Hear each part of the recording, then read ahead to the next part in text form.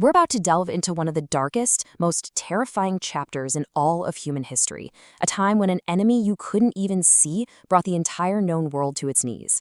This is the story of the Black Death. I want you to try and imagine this. Really picture it. You wake up one morning, the sun's coming through your window, everything feels normal, just like any other day. But then you hear something, a commotion outside. You find out your neighbor, the one you just spoke to yesterday, who seemed perfectly fine, is dead. Just gone. And absolutely no one knows why. As the sun begins to set, a really unsettling quiet starts to fall over your street. All the usual sounds of life, they just stop. The house next door is quiet, then the one across from you. It's this eerie, unnatural silence that just swallows everything. And you realize it's not just your street, it's your entire world. In just a matter of days, the city you've always known, once so full of life, has become a ghost town. Half of the people you know have simply vanished. Now, this sounds like the beginning of some terrifying movie, right? But it wasn't. For millions of people back in the 14th century, this was their reality. It was devastatingly, horrifically real. So, how? How could something like this even happen? Well, it all started silently, like an unseen traveler on a long, long journey, heading towards a continent that had no idea what was coming. Most historians believe the journey started way out on the vast plains of Asia, back in 1346. From there, it just crept along the world's biggest trade routes, a secret passenger hidden amongst all the silk and spices. By late 1347, it had hitched a ride on merchant ships and landed right in the heart of Europe. The sailors who docked in Sicily, they had no clue they weren't just delivering cargo. They were delivering death. And today, we can give this invisible killer a name, Yersinia pestis. It's a bacteria, and its method of attack was simple, but man, was it effective.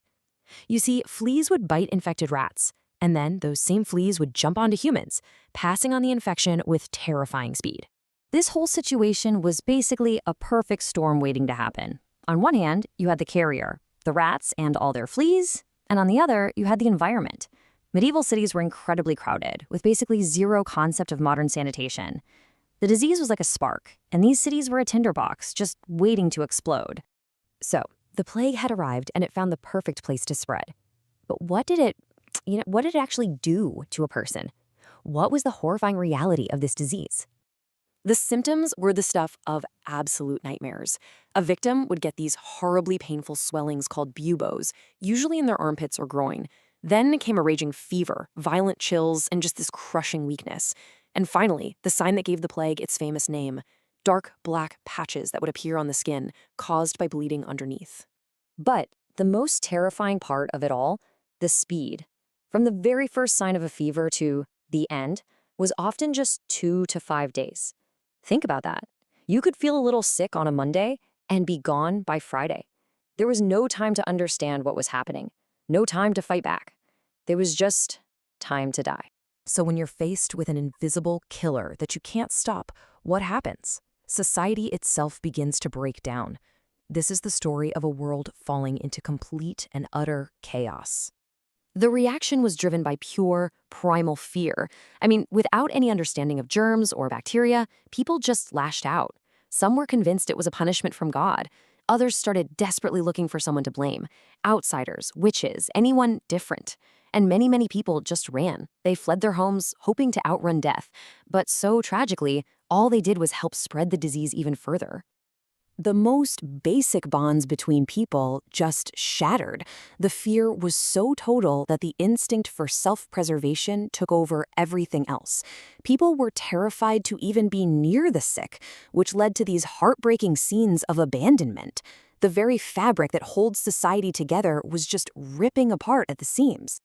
In their desperation, people tried anything and everything. Plague doctors wore those iconic bird-like masks, stuffing the beaks with herbs because they thought it would filter out the bad air. Huge bonfires burned in the streets for the same reason. Others just locked themselves in their homes, hoping to wait it out. But of course, none of it worked. The enemy was already inside the gates. And the result? Civilization just stopped. The scale of death was so massive that society couldn't function anymore. There was no one to collect the bodies from the streets, no one to work the fields, no one to run the shops. To so many people, it must have truly felt like the end of the world. But the world didn't end. And when the plague finally began to recede, it left behind a world that was changed forever, in ways that absolutely no one could have ever predicted. First, you have to try and wrap your head around the sheer scale of the loss. An estimated 25 to 50 million people. In Europe alone, that was nearly half of the entire continent's population, gone in just a few years. It's almost impossible to comprehend. But out of this unimaginable devastation came something no one saw coming. With so many people gone, workers were suddenly in short supply. They became valuable. For the first time, survivors found they could demand higher wages and better conditions. It triggered this massive economic shift. Peasants and common laborers finally had some real power. And that right there is the great paradox of the Black Death. Out of the single greatest human disaster in European history came the seeds of incredible change.